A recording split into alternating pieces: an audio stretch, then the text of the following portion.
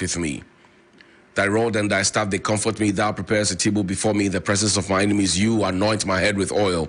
My cup runneth over, and surely goodness and mercy shall follow me all the days of my life. And I will dwell in the house of the Lord forever and ever. Amen. Assalamu alaikum. It's Friday. Juma Mubarak to all our Muslim brothers and sisters. Welcome to Johnny's Bite. Congratulations to Professor Ransford Yao Jampo.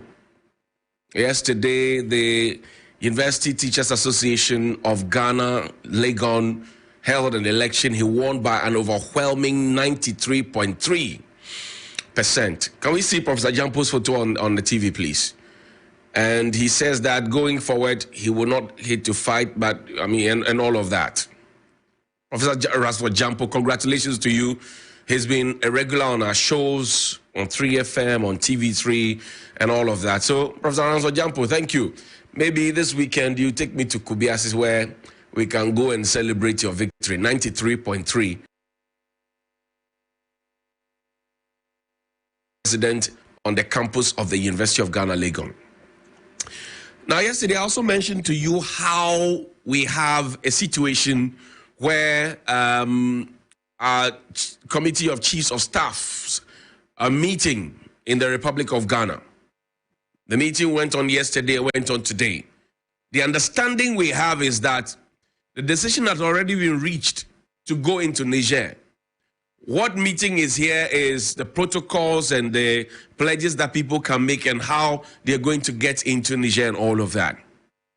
At that particular meeting, the Minister for Defense, the Honorable Dominic Nitiwul, he spoke with the Chiefs of Defense Staff. The Minister for Defense, Dominic Nitiwul, he spoke to the Chiefs of Defense Staff and he was asking them to stay true and loyal to the presidents and the governments that they work for. Listen to him. If presidential guards in Guinea and Niger take hostage their president, nobody in West Africa is safe. That is why I urge you to continue to be loyal to your heads of states. Johnny's Bite. I urge you to continue to be loyal to ECOWAS directives and give effect that the days that coup d'etats enjoy the support of our people are over. That was our Minister for Defense, Dominic Nitiwul, because he was the landlord, so he had to speak.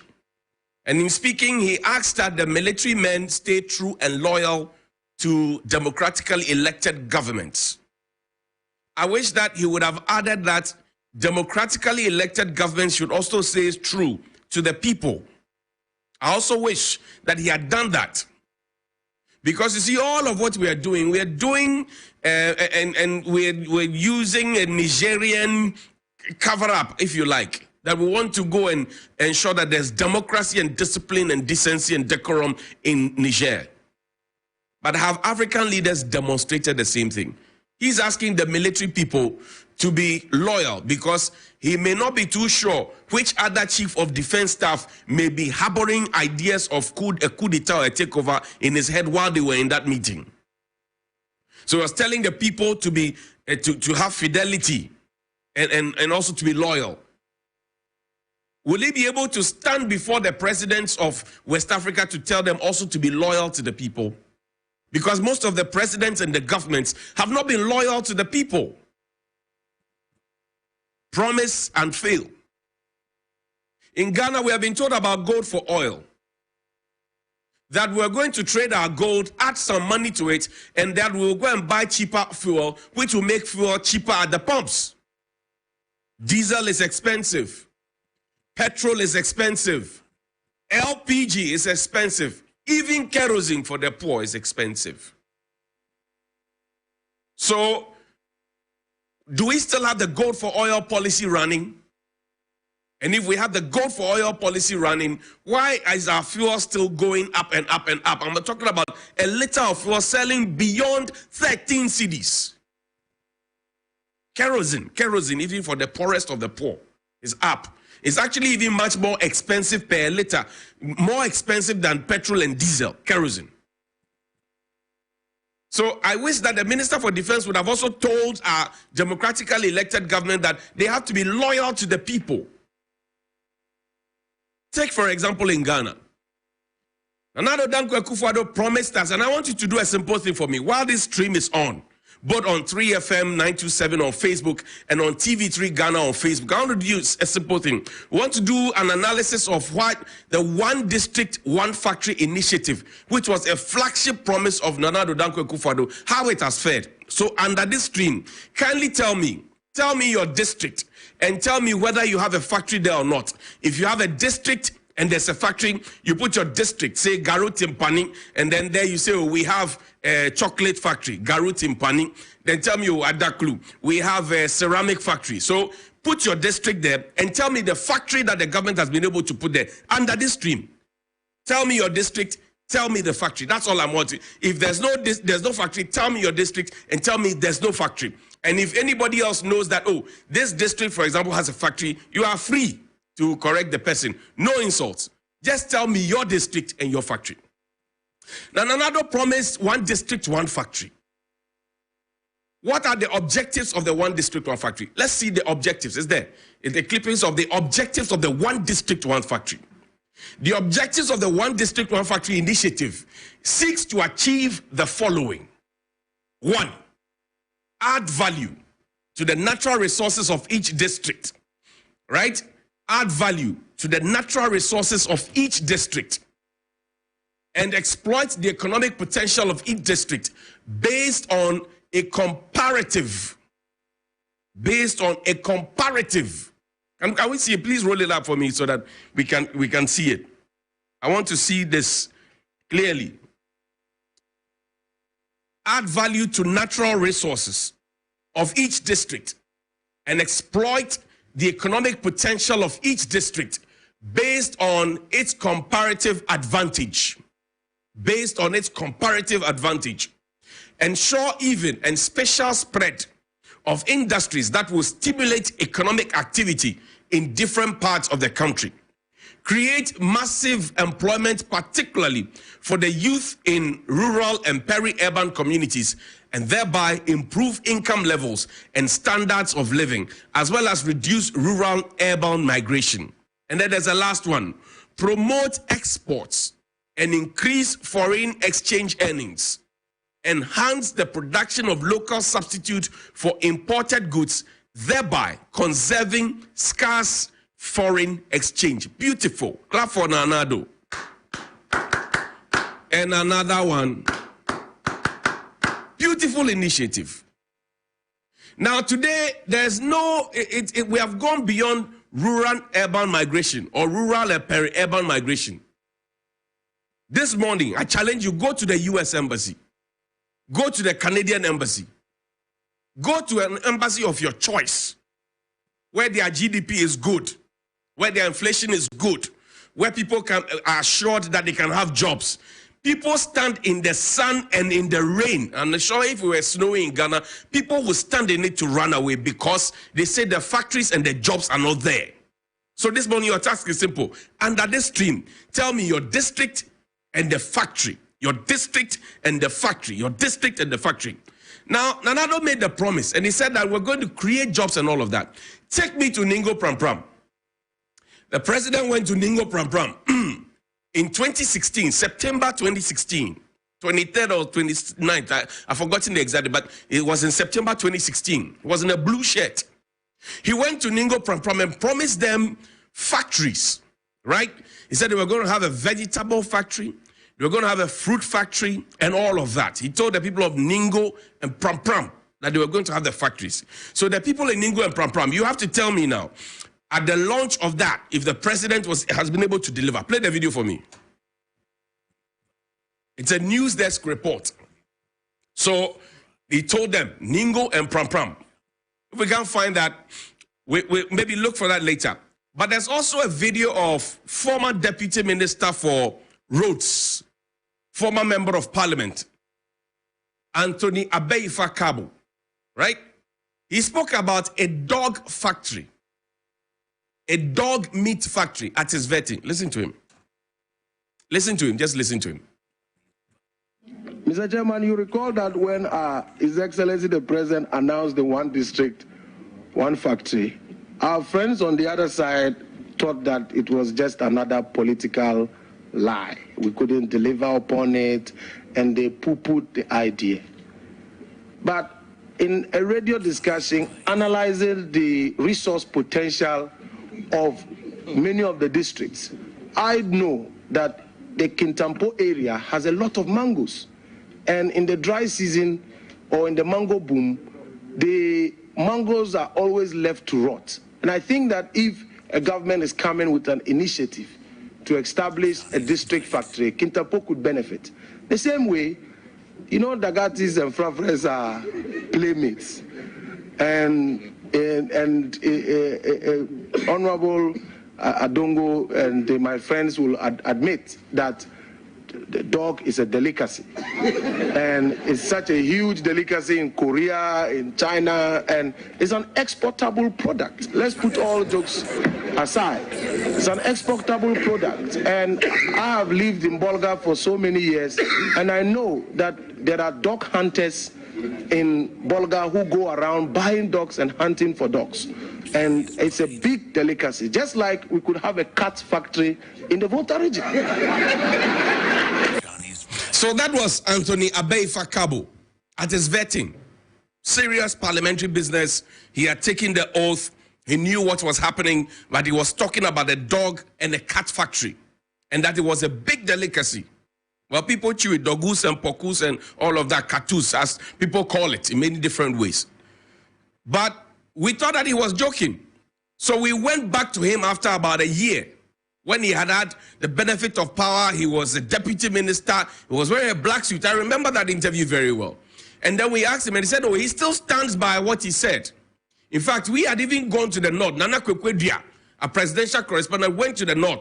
We went to a whole place where, you know, dogs and the rest, and then we went to do a whole report from there. We don't have too much time, so I'm not able to play that for you. And he says he stands by that. Today, are we able to beat our chest to say we have a cat factory where he was talking about, or we have a dog factory where we're talking about, or we have the fruit factory where we're talking about? Please show me the map, right? At the height of the one district one factory, there was a whole map that was put together detailing every single district in every single region in this country and telling us what natural resources they have and what factory we can set up there. And underneath they said, change is coming. Vote for change. Question I asked yesterday and I'm asking today, did the change come? Vote for change. Change is coming. Now look at it. You may not be able to read it out because it might be a bit pixelated. But this is real Ghana talk. One district, one factory. And under one district, one factory, we're told how we were going to transform every single district. So if you look at it closely, you have seen your district and then the resources that your district has in terms of natural resources. Remember that we're going to add value to it. We're going to produce, to give employment, to stop peri-urban migration and all of that. Now, this is the map.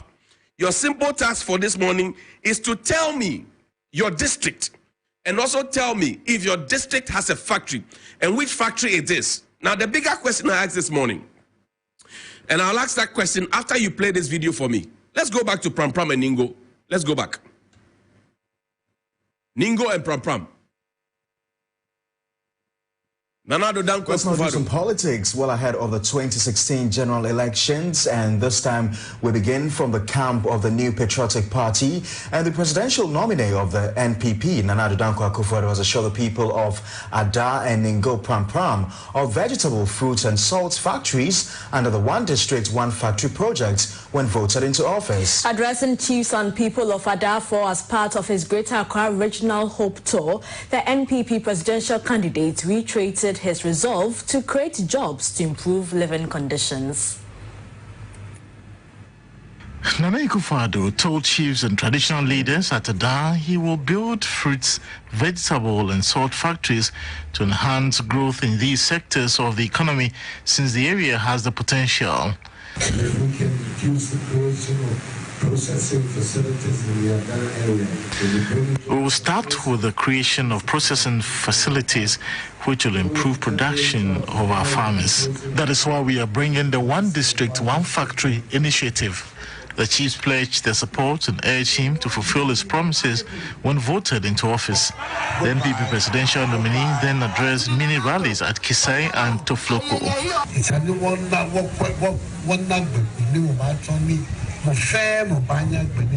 We will bring out policies to ensure every child is in school. You have to be able to go to school to get the discipline and some standing. The only way you want school be up to secondary school level to make it free. At Ningo, the chiefs urged Nana Akufo-Addo to ensure peace before, during and after the elections. At a rally in Prampram, the NPP parliamentary candidate Sylvester Tete urged the people to reject the NDC and vote for the NPP to ensure development and job creation in the area. And that was a rally. Ningo Prampram Adan, fruit factory, vegetable factory, and all of that. Ningo Prampram, do you have your fruit factory? Do you have your vegetable factory? Do you have your salt factory? It's the question I'm asking. And so far, the messages, if you go on and you're on the live stream, you see how many people are representing their districts and how many of them are telling you that they do not have factories. They may be telling lies, and that's why I'm urging my friends in government. And usually I know that people in opposition, people in government, civil society organization, other media personnel, all manner of persons watch Johnny's Bite. So it's a platform that we can correct ourselves, say, oh, you are telling lies. I mean, there's a factory here, you're telling lies, there's a factory in Ododo and all of that. Because Nana Addo Dankwa Akufo-Addo said that critics of my campaign promises are being shamed. The president said the critics of his campaign promises are being shamed. Nana Addo, let's read the story. Critics of my campaign promises are being shamed. It was carried on City. Now, as a story by Ernest Ahimfo, October 7, 2021. That's the second term. Now, the president said this when he launched a shoe factory. The president, Nana Addo Dankwa Akufo-Addo, has taken a swipe at persons who doubted promises he made to Ghanaians during the build-up to the 2016 elections. According to him, such persons have been put to shame, right? Because he has largely fulfilled his promises.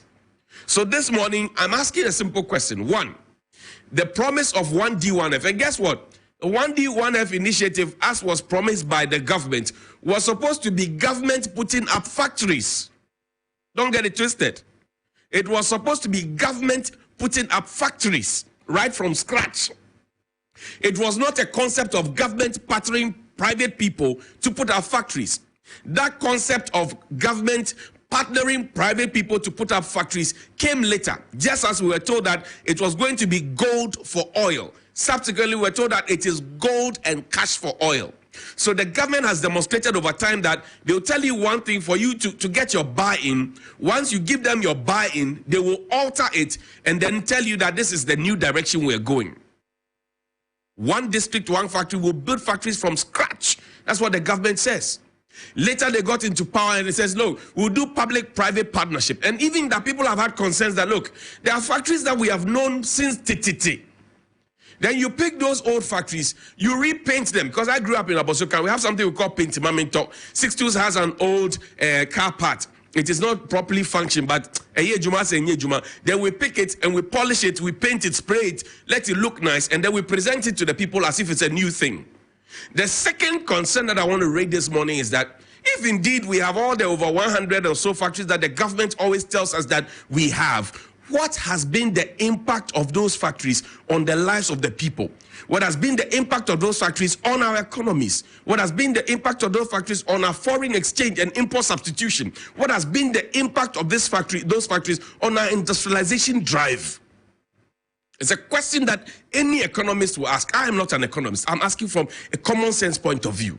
That you say you have factories and that the factories are supposed to represent, as I showed you the objective, are supposed to replace the items that we readily import, right? So now, for example, what has been the impact if you say you have a chocolate manufacturing factory? What has been the impact? How has it cut down our importation of chocolate? And how much has it saved us? And how is it serving the people? And are people choosing that over the imported chocolates? That's all I'm asking. If you promise the people that you're going to have a watermelon factory, for example, juice factory, have you started producing, or is it just the signboard that is there? And yesterday, when I put this on my Facebook page, people started showing me signboards that were there, how a pump and pageantry money was spent to do it. And then now the signboards are lying flat on the ground. Like the policeman said, your arguments are fall flat. So this morning, I'm asking a simple question. Represent your district, even after this stream ends. Represent your district and tell me which factory your district has. If there's a factory there, maybe you want to tell me, because it's also supposed to create jobs. So you know a brother or a sister who is working there. It's not all about criticizing government. If government has put up a factory in your district, praise them. Nothing prevents you from praising your government. So tell me your district, and then the factory, and then what the factory produces, and how often they are producing. Because some of the factories have not started producing, like a Kumfi sugar factory. We have been given too many timelines that have gone past. In fact, the last one was supposed to be April 2022. After a failed one in 2021, we are still yet to produce any sugar from Commander Sugar Factory. Sorry, not a Kumfi, Commander Sugar Factory.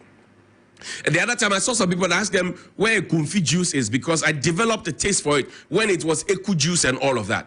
So now the question is, on my dining table, I need to have the basic elements on my dining table being produced by factories here, so that in that way we don't spend money that we say we don't have to go and import those stuff, and then it will not weigh on our dollar.